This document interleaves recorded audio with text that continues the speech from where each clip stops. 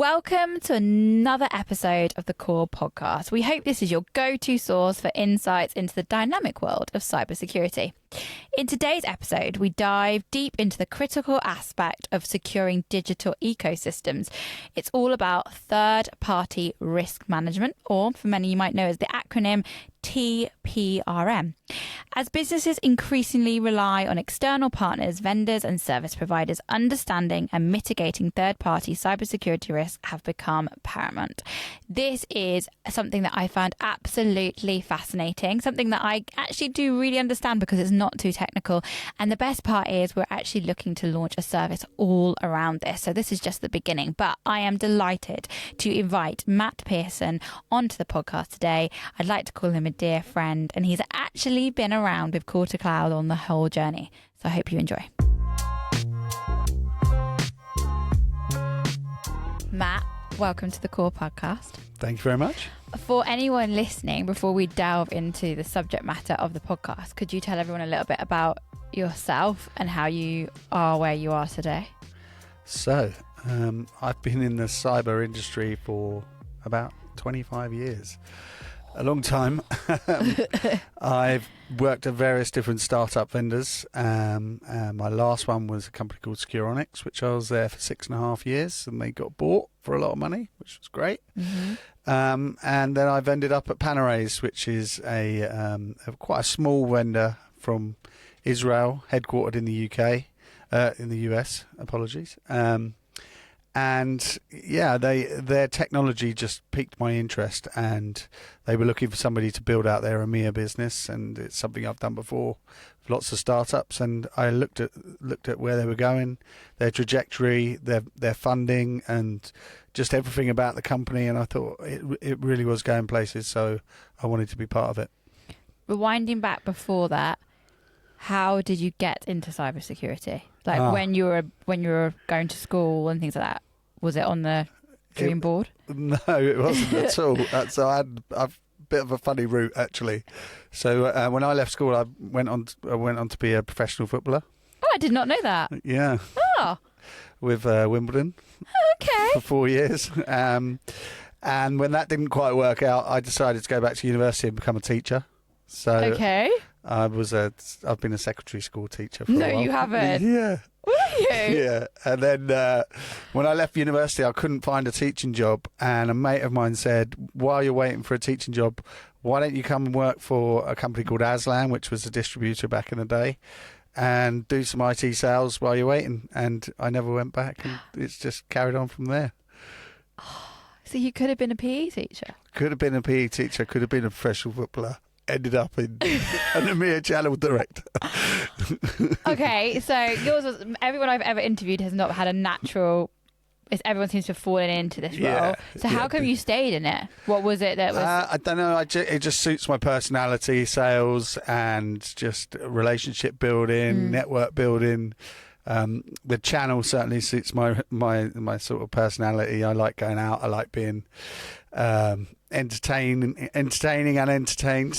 So yeah, I just like building relationships, and I guess I'm quite good at that. So I quite enjoy it. I enjoy it. It's something. It's not. I don't find it a chore at all. It's not a job. It's something I enjoy doing. So that's always nice. Yeah, you enjoy what you're doing. So, like you said, you've been quite aligned to where you wanted to go and what technologies you want to go into. So the subject matter that we're talking today is about third-party risk. Yeah. And that you moved into Panarays, and you decided, obviously, I'm assuming you looked at them as a business, but you must have, your relationships with Channel have seen that third-party was becoming more of an issue or a forefront. On your opinion of being around it, why do you think third-party risk is so prominent, and why it's quite an exciting thing to get involved in? I think a lot of people are working with a lot of third parties at the moment, and more risk around those third parties is prevalent, and people are getting breached, and there's high profile breaches out there in the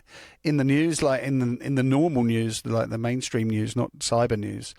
So you look at things like British Airways, Boots, BBC, those type of breaches that came via a third party really are driving this market. And I looked at the Panarays technology. I just thought it looked streets ahead of some of the other competitors out there. And I like the company, I like the ethos, I like the culture, and I just thought it was my next step into something exciting, something that was going to go places, really. If someone's listening to the podcast to educate themselves on third-party risk, in cybersecurity, how do we define that?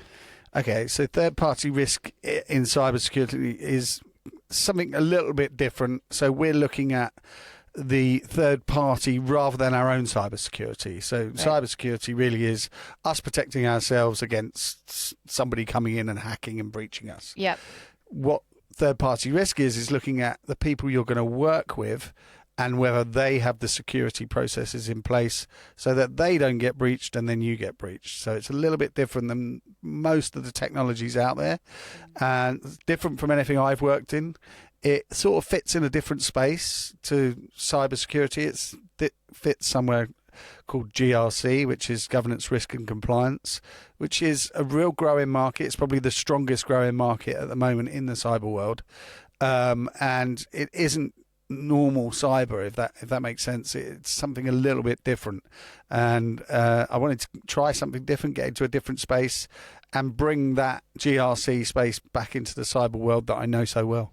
And the breaches that you've mentioned, and I know we've discussed it earlier, like MoveIt, BBC, they are all implemented and all breached because of a third party. Correct, yes. They all came via a third party. So the third party was breached, they were sharing data with that third party, and they got breached because of that. And how is third party in the threat landscape evolving, and why is it becoming, I guess, more unmanageable, or more, like how are they punching more holes into the network? I guess the digital world is transforming at the moment. Yeah. So more and more people are dealing with more and more third-party vendors. And, it's very difficult to manage that amount of third-party vendors in an effective way. And the more third-party vendors you have, the more your attack surface is. Right. Because you've got more people that you have to worry about. So it's really scale of the people, the amount of people you're working with in a digital world today, and it's very difficult to manage that number of vendors in the old school ways, which was on a spreadsheet, send them a standard questionnaire and hope that their security practices are up to scratch. You really need to get down a bit deeper, go into exactly what they're doing from a security practice, make sure that what they tell you is correct. So one of the things that Panorace does is it does work on a questionnaire basis, but it compares the answers from that questionnaire with a cyber posture scan that it does as well. So it's comparing the answers. So someone tells you, yes, we've got a CISO, and then your cyber scan says, I don't think I have got a CISO. You can compare and contrast and go back and say, can you check this answer and just make sure, it's correct? It may be that they're about to hire someone, they've got a VCISO or something like that, but we're double checking everything we do. And that's quite unique to Panorace, that we do a compare and contrast of our cyber surface scan and our questionnaire, smart questionnaire. So we're obviously becoming a more interconnected ecosystem. We're talking more, we're working more together. Yeah. We've been chatting today, and sometimes it's not just the process is part of that, but it's also, like you said, because there's more and more, it's fair to say that we don't necessarily even know everyone that we're working with. Like I probably don't know everyone that finance talks to. They probably don't know all the suppliers I work with. So it's the visibility piece of that. And then also what resonated with me, what you were saying, is that you can onboard someone on, they can fill that questionnaire in. We know how quickly things can change. The person that filled that questionnaire might not even be working there 6 months later. That business may have changed. So although there's a governance and control piece of this, there's also a visibility, would you say? Fair? Yeah, absolutely. I mean, big part of working with our customers is a lot of them don't understand how many vendors they've got. And you said to me earlier, what was the kind of average? It's about just over 500 vendors. The average customer has around just over 500 vendors, which is a lot. And a lot of them don't know the vendors they've got. A lot of them don't categorize them, so they don't know which ones are their critical ones, what type of data they're sharing with each other. There's a real mix out there of customers that are trying to understand and work out which third parties they're working with and how to manage those critical ones. And then the other thing you said about visibility is, a lot of people do this assessment of third parties, which is just a standard questionnaire, come back, get approved, put it in a folder, forget about it for a year, never look at it again until it comes up for a renewal. With Panarrays, what we do is once they're approved in our platform, we'll then do a continual monitoring of that third party to make sure if anything's changed. And like you said, things change all the time. We could approve someone tomorrow and then they get a credential breach the next day and we would never know about it for a year. So what Panarrays would do was flag that up as a risk and say, you approved this vendor yesterday, they've had a breach, they've had a credential leak, they've had some sort of OS that's not been patched. You need to go back to this third party and understand how they're going to mitigate that problem. And it's the continuous monitoring piece here, isn't it? It's becoming more proactive than reactive. Exactly that. So the continuous monitoring we do is a scan on their publicly facing information every 3 days. And we also do a scan on all of the third-party vendors we have within our platform, which is about 500,000. And we're looking for all sorts of vulnerabilities, breaches, various different cyber risks within those 500,000 vendors. And then if they're relative to you as a customer, we'll flag it up and say, A, maybe you've got this problem, or B, you haven't got this problem, but 8 of your direct vendors have. You can click a button, send them a questionnaire and say, we've seen this vulnerability. We're going to send you a questionnaire. Please tell us how you're going to mitigate against that vulnerability because we think it's serious and it could cause a breach. And it also allows customers to be proactive in the fact that you're feeding them that intelligence. They're able to make decisions on what they decide to do with that vendor, whether they need to go into crisis, whether they need to practice the process themselves, see where their attack surface, where their holes are.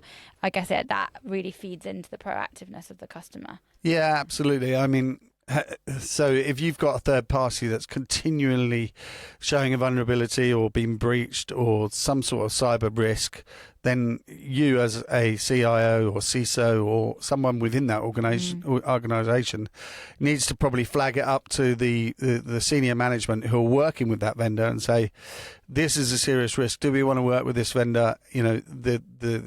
The chance of us being breached is much greater if we continue working with this vendor.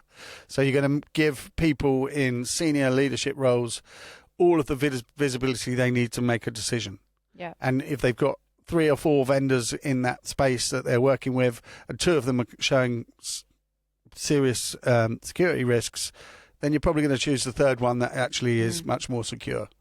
And I guess it's forcing the hand to make people or the industry or who we work with all to make a decision and a conscious decision on cybersecurity. Because I think a lot of people that I've interviewed on here is that cybersecurity fits with the IT team and it's an IT problem and that sort of things. But if we're forcing the hand of, well, we're not even going to do business with you, that then brings in the C-suite and it makes people care. Yeah. Because you're cutting off profit. Well, that and there's lots of regulations out there these days, right? Right. So there's DORA, there's all these NIST, there's all sorts of regulations out there that demand that you actually do have a third-party risk management program.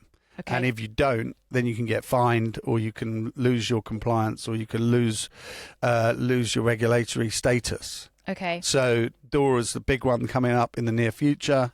It's a big European regulation, but it's going to affect a lot of UK people that are dealing with European organisations. Because they'll have to be compliant to their DORA. They'll have to be compliant.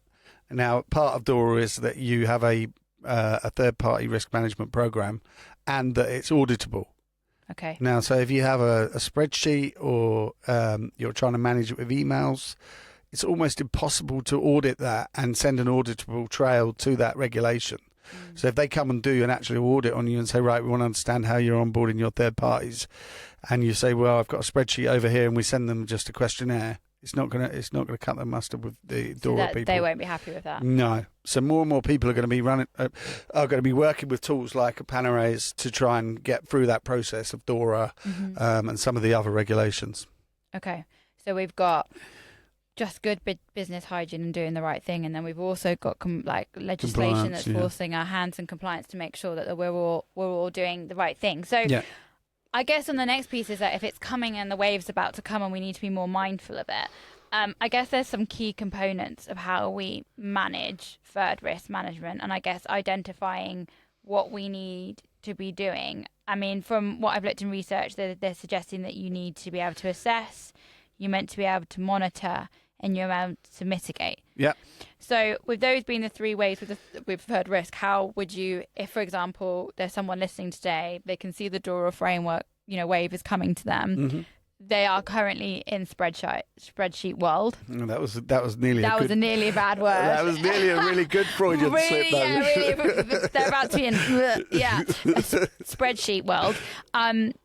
If you were there with them right now, or we are trying to give some advice through the podcast, how would you start tackling this? Because we're not saying that Panaraise is removing anyone's job. If anything, we're saying it's helping them do more, faster and quicker. So how would you say Panaraise would support them on assessing the situation, monitoring it, and then mitigating risk? So the average third-party vendor onboarding process is about 9 weeks for most vendors, for most customers.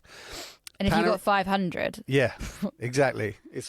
You're almost painting the fourth bridge, if you know what that means. So with Panaraise, it goes down to about 9 days. Okay. So assessing those vendors is accelerated. Mm-hmm.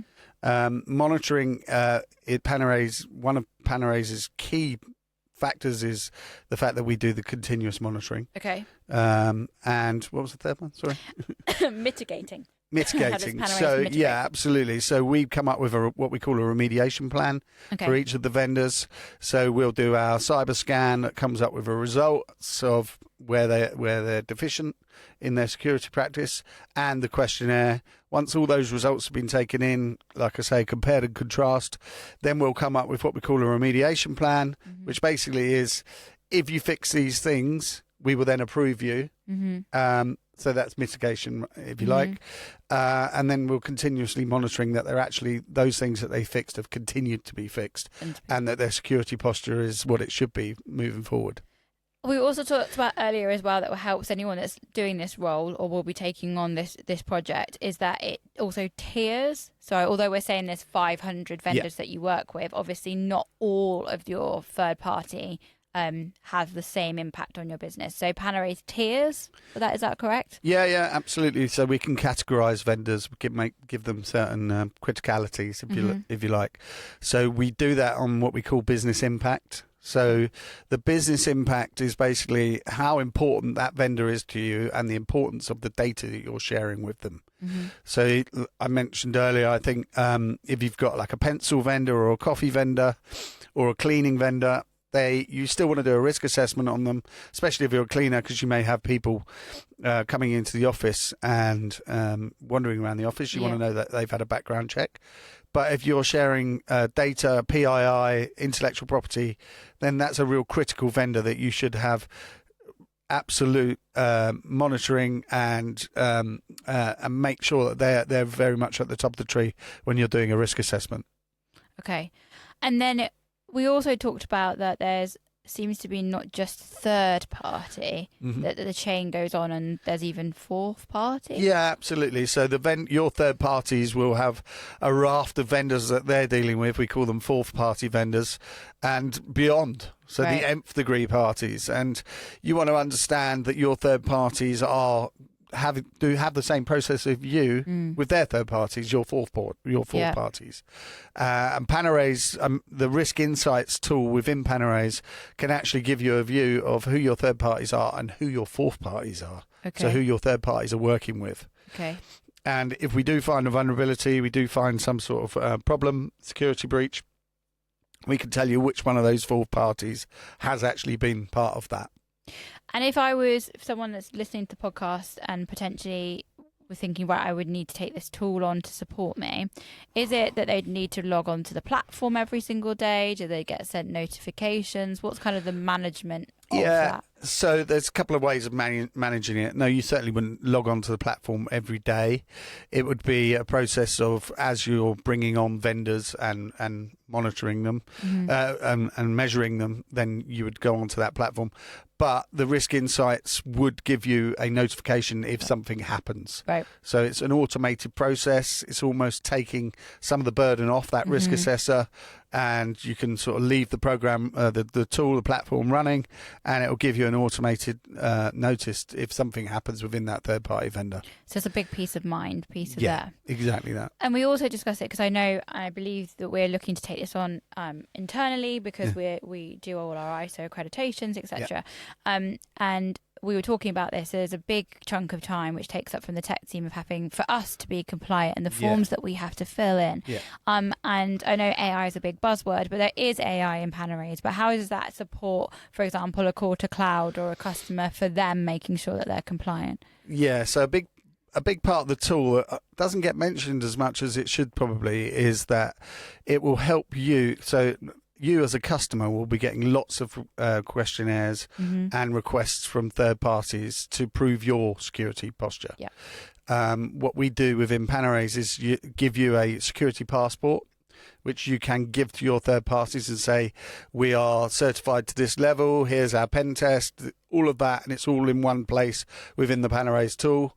And also, we have an AI piece around answering questionnaires that come in from third parties. So if a questionnaire comes in and there's some standard questions on there, and we've answered them previously with a questionnaire we've responded to, our AI tool will look at that and go, yep, we've answered that before, I'm just going to fill it out myself, itself. So the tool will actually fill out a lot of the questionnaire for you, and then if there's any gaps, it'll ask you to fill it out. So it takes away pretty much that whole process of you responding to third parties. Okay, so you're all mitigating, the platform can mitigate risk for you as yourself as being a third party person, and it's also mitigating the risk of who you connect with in your whole ecosystem. Yeah. And I think the main themes that are coming out of the platform is that it's doing the identification, it's monitoring, it's mitigating, but it's not putting more work on to these already kind of under-resourced teams. And I was saying this to you earlier, like it's supporting with time and skilled resources, isn't it? Here, it's solving kind of two problems on this piece. Yeah, absolutely. So, I think it does take away a lot of the burden that is on a risk assessor by automating a lot of that process. The second thing we do is we can offer it as a managed service via some of our partners. Okay. And that really does take away the burden from the GRC practice or people that are trying to do a risk assessment on third-party vendors, by them giving us a list of suppliers, or giving the partner a list of suppliers. They provide the service via Panorays and then just provide a report and say, we've done this onboarding of all your third-party vendors, here's a report on the results. So you really can take away massive burden away from the GRC function within the organisation. We touched on the fact that there are regulations coming through. Obviously, there's GDPR. Is it? How do I present? Is it HIPAA? HIPAA is the American one. HIPAA's the health one in the US. Okay, and then obviously DORA is coming over. We think it will probably really impact the UK very soon. What do you think are the consequences? And if people are non-compliant, what are we seeing will happen to businesses? So I think a lot of the customers and people that you'll want to work with in in EMEA will want people to be DORA compliant. And I don't think it'll be a case of we'd like you to be DORA compliant. I think it'll be you need to be DORA compliant. Right. And part of that DORA compliance is around having a third-party risk management program. With things like HIPAA, it's a US one. I'm not quite so au fait with that, but if you're a healthcare practitioner, you have to have a HIPAA regulation to be able to practice. So things here, GDPR, NIST, those type of regulations are demanding that you have a third-party risk management program in place. So if you want to go out to the market and profess to be GDPR compliant, ISO compliant, DORA compliant, HIPAA compliant, all of those things, then you have to have something like this in place. We've touched on the fact that Panorays uses automation, a bit of artificial intelligence in there. Yeah. I know for some people, when you hear that, it rings alarm bells of maybe redundancies or job cuts, and I know some people, feel that maybe that's coming. But to emphasize on this isn't a tool that's replacing a job, is it? It's speeding up and it's supporting and probably plugging where they may not have enough people working in that department. Yeah, I think that's absolutely spot on. It's certainly not designed to take people away from jobs. It's to, and we use this phrase a lot within Panorays, is to accelerate and automate processes that you're already using. Yeah. And actually make it a lot more accurate. So make it a lot more secure. So if you're at the moment just trying to manage this with a spreadsheet or some sort of email process, things are going to slip through the cracks, and it's just not a very secure way of managing that process. And I'm assuming also what's good about this is it's 24/7, isn't it? Yeah, absolutely. Whereas obviously if you've got one person in the role, they might take a holiday or take Christmas. And I think we all know that genuinely, if something's going to go wrong, it's not going to happen on a Monday morning at 10 a.m. It's always going to happen when the downtime is. So I'm guessing this is allowing someone the peace of mind that they can put tools down and they can come back to it, and there's that system that's got their back. Is that? Yeah, I think that's right. That's absolutely right. I mean, certainly the risk insights part of the tool is monitoring and looking at the risks within those third-party vendors all the time, 24/7, like you say. So yeah, I think I absolutely. What would you say for anyone listening, if they're starting kind of the steps to this? What would you think are kind of like the key things to have a comprehensive third risk management program? Third-party risk management. Third party. Sorry, I'll say that again. Okay. If anyone's listening to this and they're looking to establish a comprehensive third-party risk management program, what would you kind of say are some kind of key things that they need to consider? So I think the first steps they need to do is work out which one of their vendors are the critical vendors, and Panorays can help them with that. So it's absolutely key that they decide which one of those vendors they want to do an assessment, a third-party risk assessment on, and use a tool like Panorays. So very much the Panorays tool isn't give us all of your vendors if you've got 1,000 vendors. It's let's look at your first 100 to start with, make sure that they are being onboarded properly, make sure they're being assessed properly before you actually start working with them, and understand what that process looks like. The Panorays tool is very much a land and expand tool. So we go in, we do that first piece with them, and then as they get more and more au fait with the tool, then they can bring on more vendors into the platform. So it really is a sort of understand which one of your critical vendors you have, and Panorays can help with that, and then expand your vendors into the platform so that you've eventually got all of them in there, all of them being assessed properly and all of them being monitored and properly. A part of this piece as well, do you think there's importance of collaboration between cybersecurity, legal and procurement teams? Yes, I do.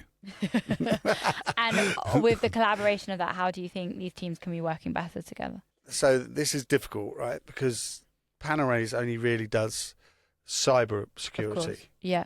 And a lot of our customers come to us, in fact, Delinian did, and said, we want to understand our financial risk and we want to understand our various different risks. Yeah, of course. And the only way Panorays can do that is by adding that into the questionnaires. Mm-hmm. It's not a tool really built for those type of things. Do you think the future will be? No, I don't think it will. I think because we integrate with other tools like Archer and ServiceNow, Logicate, those type of tools do that function. Okay. And we are really focused on the cybersecurity side of things. So we would be a feed into those big GRC tools that will do the legal function, the finance function, all of those different types of tools. So you remain the specialist of the cybersecurity. Exactly. But for a holistic eco view as a business, you would recommend as Panorays to be able to plug into bigger. the bigger GRC picture. Yeah, and that's why we've built APIs and various different integrations with those bigger GRC tools that can work with the legal, finance, and I forget what it's like the eco function as well. So, yeah. So we definitely have very strong integrations with all of those GRC tools and APIs, and we are a very valuable feeder. Not feeder. We're a very valuable source of information for them to take from our tool and then put it within the bigger GRC picture. And if someone's trying to foster or get people to care more about third-party risk, what do you think are like the key things or the key messages if you're going to your board or you're trying to get buy-in from the teams or areas that they should highlight, I guess? Yeah, I think so. I think it's very well known at the moment that most of the breaches that are happening and the high profile breaches that are happening at the moment are coming from third parties. So unless you have a very strong third party management program, you are at some point going to get breached. Well, that's a positive to end it on. So if you don't have a third party risk management plan right now, you need one, and you need one sharpish. Yep. Otherwise, you'll end up like British Airways and BBC. Which, are they going to be fined? I don't know if they'll be fined, quite possibly. But if under GDPR rules, they could easily get fined. Thank you, Matt. So we conclude the podcast by asking if someone was listening and may not already work in cybersecurity, why would you as a professional within the cybersecurity encourage someone to join us on this? Well, it's obviously a growing industry. It's one of the most what's the right phrase? It's a very fulfilling industry to work in. There's lots of great people in it. You make lots of money. Am I allowed to say that? Yeah, of course you are. Lots of people have said that. Someone's even mentioned their commission, so it's fine. Yeah, like it's no point hiding behind it. No, it's good fun. Everybody in the industry works hard, plays hard. There's great competition within the industry. There's great personalities, and it's an industry that really is going from strength to strength. I've been in it for 25 years. It doesn't seem to be slowing down at any time soon, and actually, it's probably getting bigger and bigger. Great. So, yeah, it's great for job prospects. Great for your career, and yeah, I couldn't recommend it enough. If someone wants to learn more about Panarays or to connect with you, where would they go? Panarays.com, obvious one. Or connect with me on LinkedIn, and I'm more than happy to get on a call and discuss with them. Perfect. Thank you very much for joining us on the call. We hope you'll come and see us soon. Absolutely.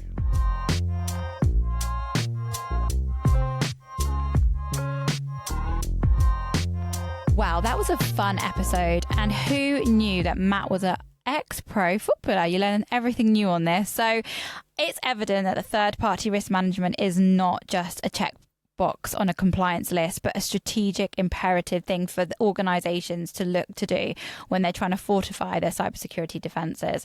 So we really hope you enjoyed this episode. I think it's just the beginning. I know there's lots more information coming out our side on this.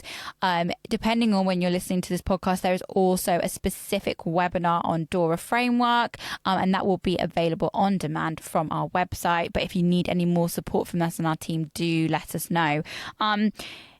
In this whole crazy world and the digital age, security is a shared responsibility. And I really feel like that resonated through the podcast today. Yes, it's third-party risk, but we all have a part to play on this. And that actually plugging into platforms like Panarays allows us to have this kind of ecosystem of seeing what's going on. I'm delighted that Matt also wants to encourage people into cybersecurity, and I do hope if you're a listener and you're not already on this journey with us that you are looking to join. If you are in cybersecurity, I do hope that third party is on your radar, because we all know ransomware and the impacts of phishing, but I do think third party could be right up there on what's going to have an impact on our businesses going forward. As always, if you liked the podcast, please write comments, reshare, follow us. If you'd like to be a guest, do get into contact. And if you have any ideas of people we should be interviewing or more information that we should be sharing, do let us know. Once again, thank you for joining me on the Core Podcast.